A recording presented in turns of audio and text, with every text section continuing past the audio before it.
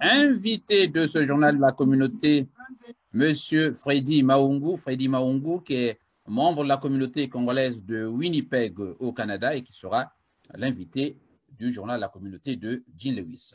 Salut, bonjour, salut donc à tous ceux qui sont connectés sur notre antenne sur www.congolive11.com. Voilà, Monsieur Freddy Maungu, bonjour. Freddy. Oui, oui, bonjour, Jean Lewis. Voilà, vous avez donc Freddy Maungu qui, je vous le rappelle, est également membre des Amis de la rédaction, donc membre de Radio Congo Live en Chicago, mais il vient à ce titre comme président du FID 242. Une idée d'abord pour ceux qui n'ont jamais entendu parler du FID 242, Freddy Maungu. Merci, Jean Lewis, pour cette opportunité, une fois de plus, sur Congo Live 11 de Chicago. Ce n'est pas la première fois et nous avons l'habitude de participer à différents sujets qui concernent le Congo-Brazzaville. Et merci encore pour cette opportunité. Pour répondre à ta question, le FID 242, c'est le Forum international de la diaspora du Congo-Brazzaville, qui était une initiative que nous avions eue en 2016 dans l'objectif de fédérer les forces vives de la diaspora. Donc, le FID 242 s'est donné ce mandat suite à différentes difficultés que le Congo a connues, notamment pendant la période du référendum et suivi de l'élection présidentielle. Donc, la communauté congolaise du Manitoba, qui s'est donné ce mandat en consultant toutes les autres diasporas du Congo-Brazzaville par le monde. Je parle ainsi de ceux de l'Europe, des États-Unis, du Canada et ceux qui sont en Australie, partout au monde. Voilà. Merci à tous ceux qui sont donc connectés sur Radio Congo Live en Chicago. Je rappelle que le thème de cette émission est Unir la diaspora congolaise, une diaspora jugée disparate, comme son étymologie grecque le suggère. Alors, déjà, donc, vous constatez que depuis, chez les Grecs, le mot diaspora véhicule une connotation plus ou moins péjorative. On croit que c'est plutôt l'idée d'éparpillement, de dispersion qui croit présider au sens du mot diaspora. Qu'en dites-vous? Oui, c'est un peu controverse pour moi. J'aime pas trop. Chacun de nous peut définir la diaspora en ces termes, mais pour le terme le plus simple, c'est une classe qui peut être originaire du pays, mais qui se retrouve à l'extérieur. Pour le cas ici, les plus actifs sont ceux qui se retrouvent en Occident, mais nous avons aussi une diaspora qui se retrouve dans les pays africains, notamment en Afrique du Sud, au Gabon et partout dans d'autres pays, le Cameroun, le Maroc et partout. Donc, toutes ces forces qui peuvent travailler à l'extérieur pour le bien-être du Congo, le bien-être de notre pays, on peut se dénommer en tant que diaspora. Voilà. Freddy Maungu, FID de 242, vous aviez courant, je crois septembre, août 2016, organisé un congrès de la diaspora de Winnipeg, je crois du Canada ou de l'Amérique du Nord.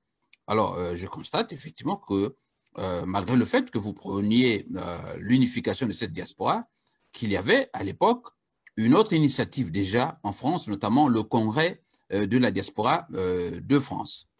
Pensez-vous que votre démarche était de nature à unifier cette diaspora? Écoutez, c'était très simple. L'idée même du congrès de la diaspora qui s'est tenu légèrement peut-être 3 semaines ou un mois avant le forum du Canada, pendant que nous étions dans la démarche. Vous savez, pour aller à un forum ou un congrès qui va unifier toute la diaspora, il faut passer par une démarche. Et la démarche était de faire des consultations parce que pour se donner un mandat qui permet de parler au nom de toute la diaspora, il faut quand même prendre du temps, expliquer à cette même diaspora qu'est-ce que vous avez comme idée et quel est le mandat qui vous accorde ce mandat pour le faire. Donc, je me rappelle très bien, nous avions en collaboration avec différents partenaires, je cite ici, Zena TV, Braza Web et Congo Live 11 de Chicago, à votre personne, qui étaient des partenaires de communication en ce temps, pour lesquels nous avions fait passer notre message à travers les webconférences. Alors, quel était l'objectif des webconférences? C'était des consultations au niveau de la diaspora pour récolter différents points de vue sur la question de l'unification, sur les questions des politiques, sur les questions de développement, de questions de croissance de notre pays. Donc, nous avons réalisé à travers les partenaires que je venais de citer tout à l'heure, 8 webconférences, qui servaient en ce moment-là de collecter toutes les informations, des idées, des pensées, des points de vue de chacun des leaders de la communauté de la diaspora et récolter une base de données et qui nous serviront à bâtir un document final qui serait utile lors du forum. Parce que je ne peux pas attendre que toutes ces questions soient traitées en 2 jours ou 3 jours qu'on se retrouve dans un forum ou dans un congrès, que vous pouvez débattre tous les problèmes des Congolais et sans que vous les consultez. Donc, les webconférences servaient à faire une consultation populaire. Voilà, est-ce que vous pouvez maintenant... Contrairement à ce que la démarche que le Congrès de France a pu faire, eux, ils se sont retrouvés directement au Congrès, en salle, et ils ont travaillé, et je crois que peut-être qu'ils ont un document final qui régit les travaux qu'ils ont eus. Merci. Voilà, merci donc Freddy Maungu. Alors, que sont devenues ces conclusions? Ben, les conclusions sont là. Nous avions soumis ces conclusions au public. C'est sur notre site pi242.com que vous pouvez à tout moment consulter parce que je me rappelle en ce temps-là, la diaspora, comme d'habitude, à travers les différents leaders, nous ont tiré à boulet rouge, nous traitant de tous les noms, étant proches du pouvoir, étant tout ce qu'ils ont pu le faire. Je crois que vous vous rappelez très bien. Nous avons réalisé 2 émissions avec Congo Live 11 pour essayer de répondre à certains détracteurs. Voilà, je rappelle que nous avons au cours de cette émission notre frère Freddy Maungu, FID 242. Avec Freddy, nous parlons de l'unité de la diaspora congolaise. Alors, Freddy Maungu, je voudrais m'interroger sur la place de la femme. Vous savez que nous parlons de la journée de la femme, nous parlions hier de la journée de la femme. Alors, est-ce qu'au niveau de votre bureau, notamment de votre préambule ou de la philosophie de votre mouvement, vous avez une place particulière que vous accordez à la femme congolaise et africaine? Mais très bien, nous avions dans notre bureau, d'ailleurs même lors des démarches de consultation du FID, nous avons toujours tenu une place importante de la femme. Si vous regardez même dans le rapport final, nous avions précisé la femme occuperait une place très importante dans le fonctionnement et de notre organisation. D'ailleurs, même dans le bureau du FID 242, nous avons la présence des femmes à l'intérieur et aussi nous avons des conseillères qui sont Il y a certaines qui peuvent se prononcer directement, d'autres encore peuvent être travaillés en arrière-plan de l'organisation. Nous donnons une place importante à la femme dans notre organisation. Voilà.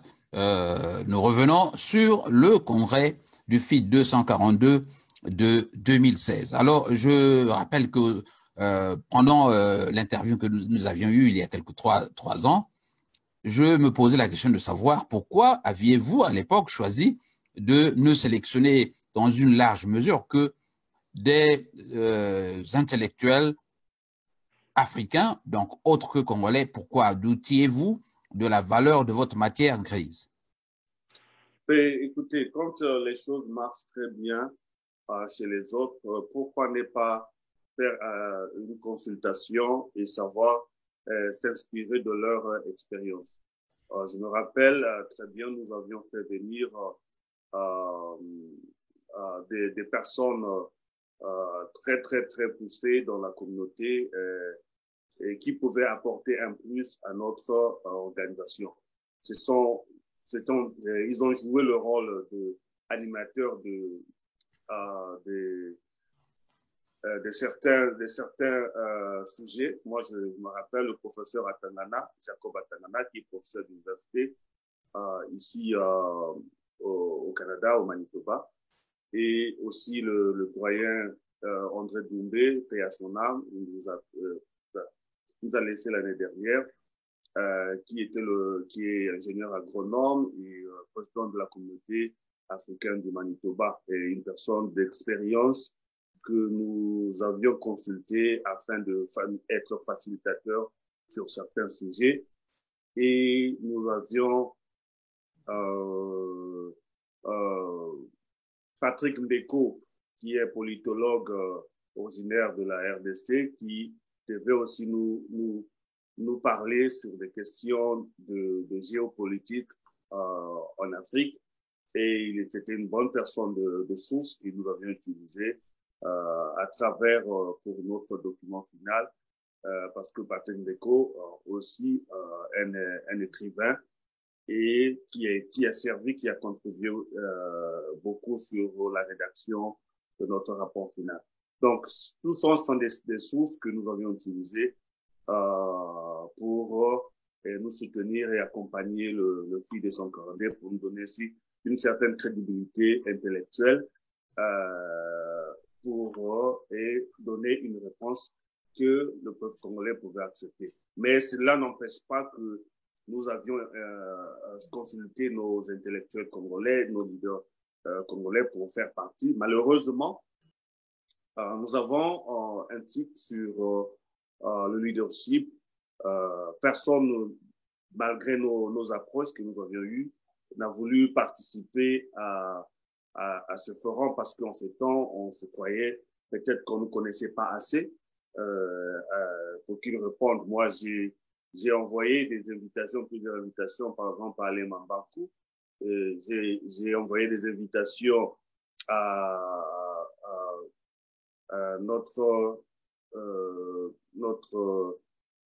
beaucoup d'intellectuels congolais. Malheureusement, ils n'ont pas participé, ils n'ont pas voulu nous prêter main force afin de soutenir l'initiative qui était, et pourtant louable, qui fédérait les leaders de la diaspora autour d'un concept que nous pouvons utiliser plus tard. Voilà, Freddy Maungu, FID 242, invité du journal de la communauté. Je rappelle à tous ceux qui sont connectés qu'ils peuvent directement téléphoner à cette émission. J'ai donc posté le numéro des auditeurs de France qui peuvent utiliser un numéro local de notre émission pour nous joindre. Alors donc, vous pouvez téléphoner au 331, je crois au 33 18 28 80 188 avec le ID de l'émission pour nous rejoindre en audio. Vous pourrez également utiliser mon cellulaire 312 450 10 88 pour nous appeler et réagir sur ce que vous entendez pendant cette émission. La radio de la communauté, alors Freddy Maungu, j'ai eu une question qui pose qui porte, j'allais dire, sur ce que vous appelez des leaders qui veulent qui s'auto-proclament, voilà, ou qui usurpent les droits de la diaspora. Alors, vous pensez qu'il y a dans cette diaspora des gens qui s'improvisent ou qui vont agir au nom de la diaspora alors qu'ils n'ont jamais été mandatés par cette diaspora. Vous en parliez précisément la semaine dernière quand j'ai reçu le pasteur, notamment le révérend Arcamon. Mais bien sûr, j'aurais appris en pleine émission d'ailleurs, à travers le live qui passait, qu'il y avait un certain nombre des leaders de la diaspora congolaise qui participaient à certaines approches politiques au nom de toute la diaspora. Et je crois que ce n'est pas de cette façon que on devait procéder. Il y a une certaine consultation que nous devons faire afin que un nombre de personnes puissent avoir ce mandat d'aller représenter toute la diaspora. Je ne vois pas et je ne sais pas à l'heure actuelle il y a eu une consultation populaire ou publique qui leur accorde ce mandat-là d'être des représentants de toute la diaspora. On ne peut pas s'autoproclamer. Je me rappelle, s'il faut encore que je le dise aujourd'hui, dans le temps, il y a eu certaines personnes qui se sont prononcées étant que nous sommes la coordination des leaders de la diaspora du Canada. Ben, en regardant très bien en ce temps-là, qui leur donnait le mandat de se prononcer au nom de tous les Congolais du Canada, par exemple, ou des États-Unis. Je crois que nous ne devons pas faire des choses à la sauvette. Si on veut se prononcer leader, il faut passer par démontrer d'abord qu'on est capable d'être leader et aussi d'être dans une structure qui s'accorde un mandat de parler au nom de toute une structure ou toute une diaspora. On ne peut pas aujourd'hui, moi en tant que Freddy Mawungu, dire que je suis le représentant de la diaspora canadienne qui me donne le mandat de le faire. Moi, je veux revenir encore une fois de plus sur la diaspora, sur le forum que nous avons fait. Nous avions procédé par une certaine consultation. Pourquoi nous avons fait des consultations? Pour nous donner un mandat qui nous autorise de parler au nom de la diaspora, d'appeler d'autres leaders politiques de la diaspora et parler de la question de la situation politique du Congo. Et à travers ces consultations, vous allez regarder, nous avons des vidéos qui sont là encore sur notre site et sur YouTube. On demandait à chaque membre de la diaspora de donner son point de vue sur la question congolaise, sur la démocratie, sur l'éducation, sur le développement, sur l'agriculture. Et nous récolter toutes les expertises de chacun et rassembler sur un d'eux. Mais je ne peux pas me permettre, moi, en tant que président de FI 242, me dire que je vais représenter la diaspora dans une approche politique aux Nations Unies. Ça ne peut pas se passer parce que vous n'avez aucun mandat. Vous n'avez aucun mandat. Si vous représentez, vous êtes leader, votre structure, aujourd'hui, je peux dire, je peux citer, bon, pour ne pas faire de la publicité, je prends la communauté congolaise du Manitoba. Je ne peux pas, moi, en tant que membre de la communauté congolaise du Manitoba, me permettre de me lever et représenter toute la diaspora canadienne.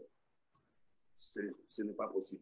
Mais il faut, dans ce temps-là, Freddy, il faut bien qu'une initiative vienne de quelque part. Vous voyez que tout est disparate, il n'y a pas, à ce jour pas une dynamique claire et qui permette aux Congolais de se retrouver dans une structure précise. Alors, est-ce que vous allez reprocher à ceux-là qui veulent bien aller le fait de s'engager, même si ce n'est pas au nom d'une structure unanime?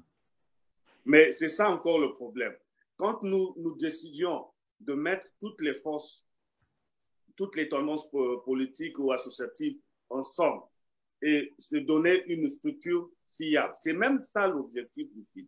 C'était de rassembler toutes ces tendances-là et mettre en place soit une coordination des leaders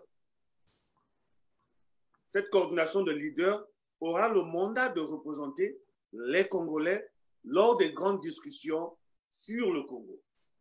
Écoutez, ne faisons pas les choses,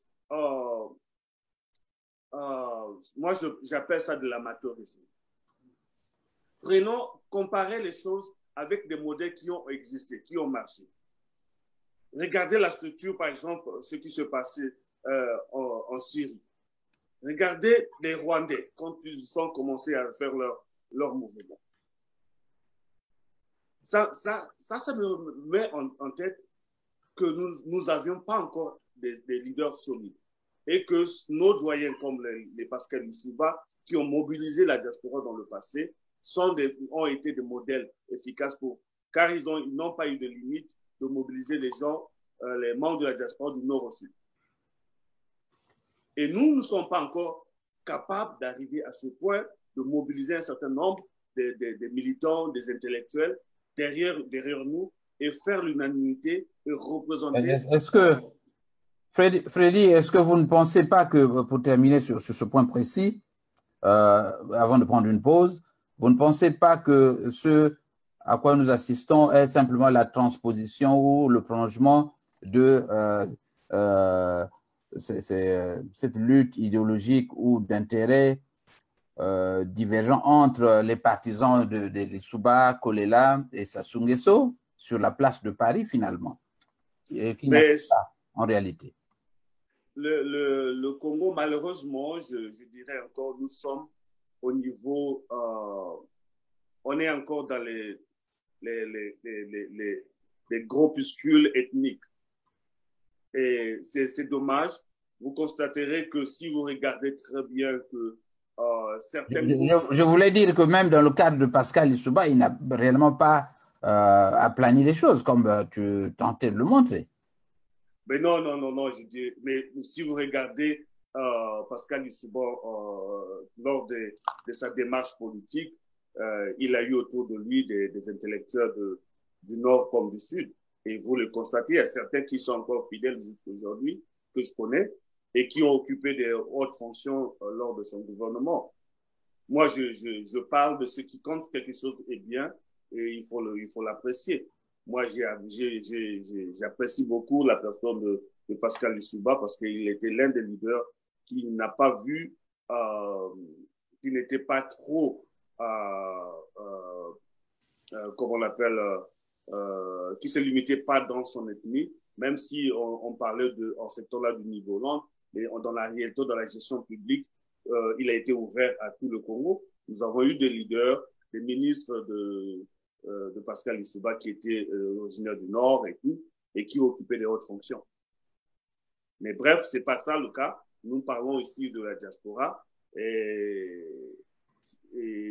nous voulons d'un leader qui sera capable de mobiliser toutes les forces du Nord au Sud et sans aller se cacher derrière une ethnie ou un groupe associatif qui est attaché à une ethnie. Voilà, pour vous permettre de prendre une pause, nous allons donc passer, vous savez que nous étions partenaires de FID 242 en 2016 et cette année, nous sommes partenaires de la Nuit du Poule. Est-ce que vous avez une idée de cette Nuit du Poule? Ben oui, j'ai comme d'ailleurs la plupart des gens écouté le concept, mais je ne suis pas allé en détail avec ça. J'accompagne l'idée, je soutiens toute initiative de la diaspora visant à trouver une solution au Congo, mais je ne suis pas vraiment attaché à ce mouvement, mais qui est d'ailleurs peut-être une très bonne initiative. Voilà. Afin de parler de la situation qui se passe au Poule. Et s'ils peuvent apporter des solutions par rapport à cette situation, je soutiendrai cette initiative. Voilà, donc nous parlons de la Nuit du Poule. Et Freddy, je te donne la possibilité de gagner un ticket de 50 €.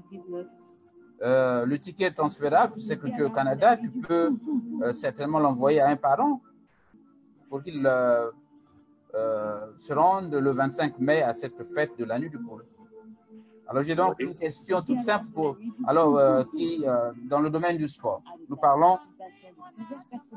parlons des personnalités, donc, des amis de la nuit du pool, notamment des fils de cette région. Alors, nous allons parler de sport aujourd'hui. Il arrive, il est là. Question, Freddy Maungu. Nous sommes en 1972. Oui. C'était l'un, si ce n'est le meilleur ailier de l'équipe nationale. Léger, d'une vitesse, il courait comme une fusée, l'homme. Je parle de Tostao. Voilà, c'est Tostao. Mais la question c'est, comment le célèbre journaliste Ghislain Joseph Gabiot l'appelait à l'époque? Je te demande de me donner dans l'ordre tous les noms de Tostao, tels que Gabiot les utilisait pendant ses reportages. Bahambula Mbemba Tostao. 0, tu as raté. Les noms dans l'ordre. Pour t'aider, on avait 5 noms de Tostao. Comment, dans cet ordre, Gabiot les utilisait pendant ses reportages? Donnez-moi. Tu en as trouvé, tu as dit Bahambula, oui, Mbemba, et puis Tostao. Il en manque 2 là. Le troisième commence par M. Le quatrième par J. Je vais regarder donc les auditeurs. L'invité vient. Non. Alors répondez rapidement. Il vous reste non, une minute. Aucune idée. C'est sinon le nom que j'ai pu trouver. Voilà. On peut donc continuer. Alors donc les auditeurs, je prendrai un seul gagnant. Je vous donne 45 secondes, 2 minutes. Voilà.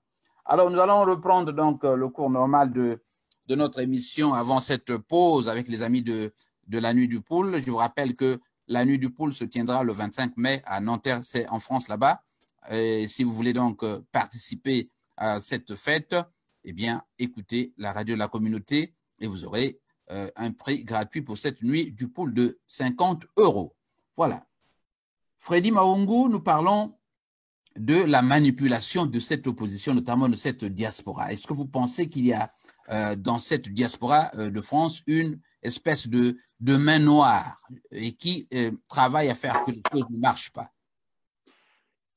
Main noire, je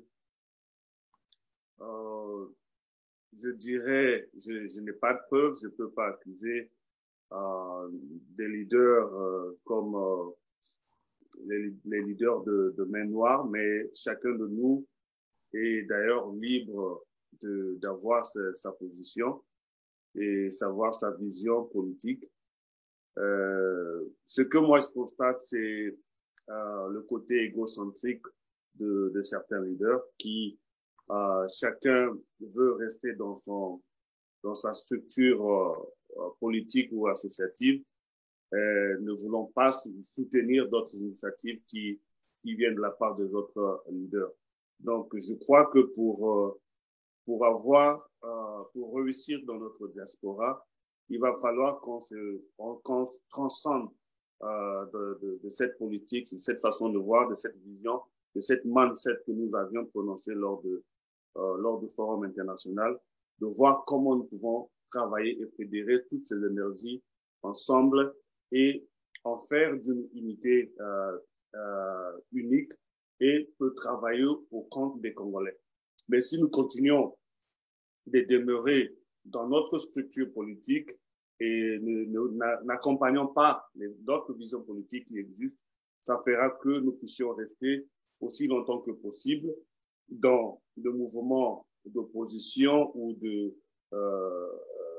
d'opposition politique, mais sans aboutir à la vraie vision que nous voulions et que le pouvoir de Brazzaville, que semblerait que la diaspora combat, resterait au pouvoir parce que nous ne sommes pas capables de mobiliser n'importe quelle vision politique et mettre en place cette vision politique. Et je crois que la main noire, je ne dirais pas, c'est d'abord nous-mêmes au niveau de de notre mindset, de notre façon de voir les choses, de notre façon de réfléchir, de notre façon de travailler. Et c'est ça qui fait que nous bloquons la structure de la diaspora. Donc, est-ce que changeons de Freddy, mentalité.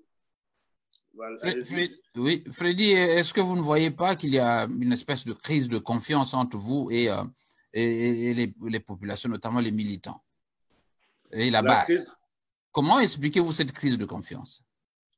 Ben, tout le monde se suspecte. Je me rappelle, je vais prendre l'exemple quand on a commencé à proposer des idées du Forum international. Je me rappelle, vous vous rappelez comme moi, que la convention des Congolais du Canada, notamment ceux qui sont à Montréal, les Bernard Tanguy, que je ne vais pas citer, et on a commencé à tirer à boulet rouge que nous étions en contact avec le pouvoir, notamment Testel Sassou Nguesso, qui était le financier du Forum international. Et qui, sans preuve, on se mettait à se suspecter. Et ça a causé beaucoup de problèmes dans notre organisation, alors que si vous connaissiez peut-être les personnes, qu'il y avait notamment rien, c'est une démarche totalement pas vraiment personnelle, organisationnelle de la structure que nous avions ici au Manitoba, et nous avions consulté d'autres diasporas congolaises afin d'embarquer dans notre vision que nous avions en ce temps-là. Il n'y avait aucune main noire, aucune contribution de l'extérieur, sinon peut-être utiliser la ressource intellectuelle et financière que nous avions autour de nous, afin de mettre notre vision en action. Mais nous avions été attaqués par plusieurs. Si vous regardez, il y a des vidéos qui sont encore là. Heureusement que la technologie a évolué, qu'on pouvait regarder ces images. Nous avions été attaqués par tous ces Congolais-là. Et j'ai même eu des grands leaders, s'il faut l'appeler comme ça, qui sont en Europe, qui sont passés par d'autres personnes afin de nous sonder et voir qui était derrière. Donc, il y a une suspicion qui est là, qui s'installe, qui s'impose et qui ne permet pas que les Congolais puissent fonctionner de façon libre et faire présenter leur vision qui peut emboîter d'autres personnes dans la communauté. Donc, main noire, je ne dirais pas, parfois il ne faut pas accuser le pouvoir de main noire, chacun de nous est libre de voir ce qu'il veut faire, de mettre en place ce qu'il pense qui est nécessaire pour le Congo. Le Congo, c'est un bien commun et que chacun de nous a une vision politique, sa conception, son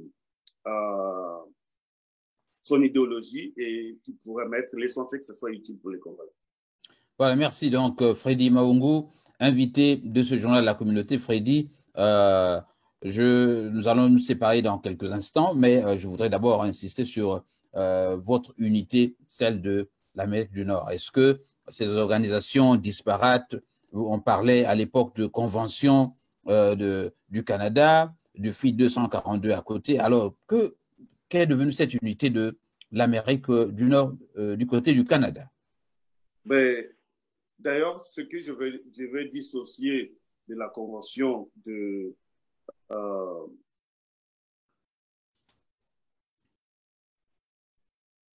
Nous avons quelques problèmes de ligne avec Freddy Maungu, je crois. Alors, Freddy, est-ce que vous m'entendez? Oui, je vous entends. Allez-y. Oui, je voudrais d'abord dissocier de la convention au FID 242. Le FID 242, c'est une plateforme qui permet, c'est comme l'outil qui permettra aux Congolais de s'organiser et de fédérer, unifier les Congolais autour d'un seul concept. Donc, nous sommes disponibles de travailler avec toutes les organisations congolaises de la diaspora qui sont en Europe, aux États-Unis, au Canada, en Australie, partout.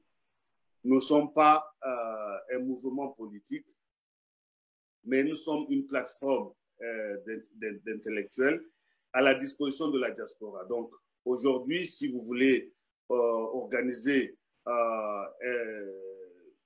tout ce qui cadre dans le cadre du développement et fédérer des Congolais de la diaspora, nous serons prêts à vous soutenir dans cette initiative. Alors, la convention des Congolais de la diaspora, c'est un groupe de leaders politiques, je crois que peut-être il y a 2 ou 3 groupes ensemble, qui représentaient la partie nord. Donc, ils ont leur vision. Je crois qu'avant de se prononcer comme convention de la diaspora, il y a eu des rencontres des associations des Congolais du Canada qui leur ont accordé un mandat et qui leur permettait de parler au nom de tous les Congolais du Canada. Donc, certainement qu'il y a eu une démarche. À mon attendement, je ne suis pas informé sur cette structure. Donc, je ne peux pas me prononcer à leur place. Mais s'ils pouvaient avoir ce mandat de parler au nom de tous les Congolais, certainement qu'ils en aient eu le mandat de le faire. Voilà, fille de 242, avant de nous séparer, donc de terminer sur 2 petites questions plus ou moins personnelles. On revient sur la fameuse nuit du pool. Voilà la question, je reviens sur la question du jour. Une question qui porte sur le sport. Fille 242, vous avez déjà raté cette question, donc on va donner aux auditeurs la possibilité de gagner des prix. C'était un attaquant déroutant d'une vitesse maximale peut-être de 100 km/h. Il a participé à la campagne des Diables Rouges en 1972. Vous avez dit que c'était Tostao, mais je voudrais que les auditeurs me donnent tous les noms de ce joueur tels qu'utilisés par Gabio pendant ses reportages. Donc, dans l'ordre, vous avez déjà trouvé Bahamboula, vous avez trouvé Mbemba, et puis je crois Tostao, alors il en manque encore. Et vous pourrez donc répondre sur YouTube. Voilà. L'émission sera rediffusée sur YouTube dans quelques instants et vous pourrez répondre pour gagner un prix qui vous permet d'assister à la nuit du pool le 25 mai à Nanterre. Nous allons donc terminer cette émission, Freddy Maungu, sur des questions plus ou moins personnelles. On croit que d'abord, Freddy Maungu, vous parlez donc de fédérer, vous pensez qu'il faut fédérer les forces ici, mais on constate que vous-même ici, c'est valable pour ceux qui sont en France, pas seulement pour vous, vous êtes plus ou moins déconnecté de cette réalité congolaise, vous n'avez pas de contact comme tel ou de stratégie d'ensemble, de synergie avec ceux qui sont au pays, notamment les opposants. Vous parlez du gouvernement, dans le cadre de la lutte, est-ce que l'opposition, celle de la diaspora, qu'on juge comme l'avant-gardiste comme telle dans cette lutte, a une stratégie de communication ou de relais avec l'opposition sur place? Mais tant que la diaspora ne serait jamais structurée, je ne vois pas comment les gens peuvent avoir une synergie avec l'opposition qui se trouve au pays. Qui parlera au nom de qui? Et quelle structure parlera au nom de quelle structure? Je crois que le travail est d'abord en amont. Il faut que nous soyons capables d'être organisés et structurés et parler au nom d'une voix. Aujourd'hui, si la convention de Congolais de Brazzaville ou les indignés 242 se prononcent, ou encore d'autres cartons rouges, je cite comme ça, ne peut pas parler au nom de toute la diaspora, ça serait une partie de la diaspora ou des membres de la diaspora qui parlent avec le gouvernement ou bien l'opposition interne au niveau de Brazzaville. Donc, si vous voulez un travail efficace et fiable, il faut commencer par se structurer, c'est-à-dire avoir une structure fédérée de toutes ces organisations qui se prononcent au sein de la diaspora.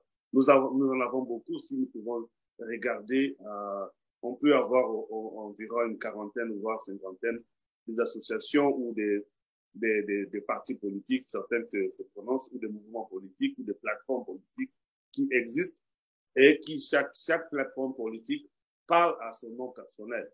Donc, est-ce que en étant dans sa structure principale, on peut parler au nom de toute la diaspora? Je ne crois pas. Et si le travail est à faire, il faut que nous soyons capables de transcender nos valeurs et être capables de travailler ensemble, appeler les autres, s'asseoir, créer une coordination des leaders de l'opposition, de la diaspora.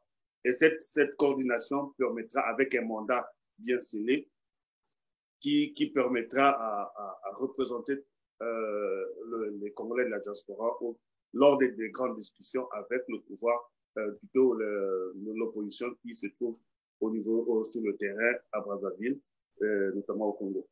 Et un système comme au genre FOCAD, donc comme un modèle FOCAD, mais à l'extérieur, qui permettra en ce moment-là de parler avec l'opposition qui est à l'intérieur et aussi faire face aux grands dangers politiques du Congo. Sinon, c'est un travail cette lutte ne va jamais aboutir. Nous pourrons rester des années et des années. Et c'est une génération perdue parce que ça sera une honte que nos enfants viennent trouver les mêmes problèmes, des arrière-enfants viennent trouver les mêmes problèmes que nous n'avons pas pu régler quand nous avons passé 20 ans, 30 ans à l'extérieur du pays, alors que nous pouvions être utiles comme les autres diasporas en Iran, avec Ayatollah Khomeini qui est parti de la France, avec une diaspora qui est revenue au pays reprendre le pouvoir. Il y a plusieurs diasporas qui ont marché, qui sont des modèles que nous pouvons aller consulter, lire. Sur YouTube, il y a des documents sur ça, des diasporas qui ont réussi à aller prendre le pouvoir dans leur pays. La diaspora libanaise qui a apporté de l'expertise, de l'argent pour changer leur pays. Pourquoi pas les Congolais de Brazzaville? Nous sommes nombreux à l'extérieur, nous avons plusieurs intellectuels, beaucoup ont étudié. Ce n'est pas le fait d'aller exposer tous les diplômes que nous avons. Nous ne sommes pas capables de mobiliser 2 ou 3 personnes.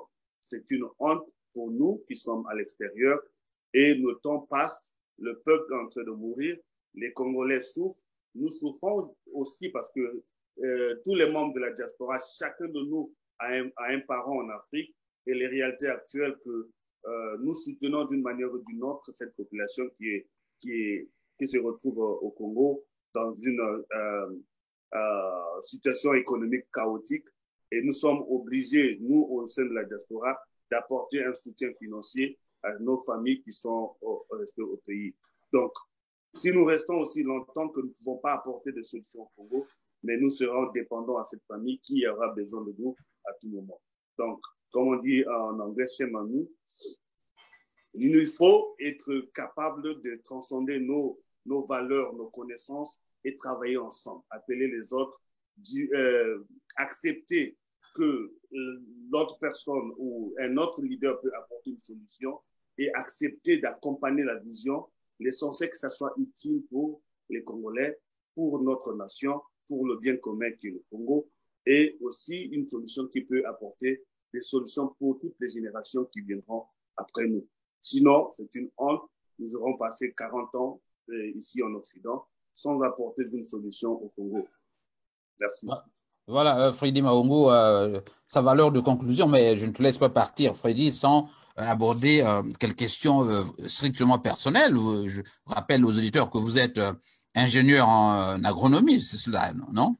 Oui, j'ai fait mes études en agriculture, notamment voilà, donc, dans le cadre peut-être des élections présidentielles, vous repartirez dans votre pays. Est-ce que vous pouvez nous rassurer que vous serez candidat à cette élection? Vous dites candidat aux élections de 2021. Ben, je ne crois pas. Je ne suis pas encore assez structuré d'être à ce niveau-là. Il faut plutôt donner la chance à ceux qui sont préparés et qui sont capables de mobiliser plusieurs personnes. Mais on est prêt à accompagner des leaders qui sont prêts à aller à ces élections. Je ne suis pas encore à ce niveau-là. Je souhaiterais, si vous vous présentez, je vais vous accompagner. Peut-être que vous allez occuper le ministère de l'Agriculture. Mais si on me consulte, on vous le propose, bien sûr. On me consulte et on me donne cette opportunité de le faire, je crois que j'ai la capacité intellectuelle et aussi et cette capacité administrative de travailler et apporter une solution. Voilà, dernière question, on parle de il y a des tractations sur d'éventuelles négociations à New York au niveau donc de cet émissaire, M. Fall, représentant du secteur des Nations Unies pour l'Afrique. Alors, est-ce que vous avez eu vent de cela? Est-ce que vous avez déjà été consulté? Je n'ai jamais été consulté à ce point. Je crois qu'il y a déjà des structures qui sont là et des personnes qui ont mandat de représenter la diaspora à ce sujet. Mais si ce n'est le cas, qu'on me consulte et que je peux apporter mon expérience ou mon expertise à ce sujet, je serai disponible de le faire. Mais l'objectif que ce soit dans un cadre sain et aussi dont nous ayons le mandat de le faire et de représenter les Congolais de la diaspora. Sinon, si c'est des tractations comme nous avons coutume de voir, comme dernièrement le cas de Bristol à Paris, où on prend 2 ou 3 amis et qui ont des intérêts financiers ou particuliers, de parler au nom de toute la diaspora. Je crois que je ne me permettrai pas de m'impliquer dans ce genre de choses. Mais si le mandat est donné à tout le monde de façon publique, que nous ayons des leaders politiques qui se sont retrouvés et que je sois choisi parmi ces leaders, avec un mandat qui nous accompagne, je serai prêt à soutenir et apporter mon expertise. Voilà. Freddy Maungu, président du FID 242, merci d'avoir participé à cette émission. Alors, à tous ceux qui étaient connectés sur Facebook, Jean Lewis, nous étions au Journal de la Communauté. Je vous invite à consulter donc notre YouTube pour le jeu concours de la nuit du pôle.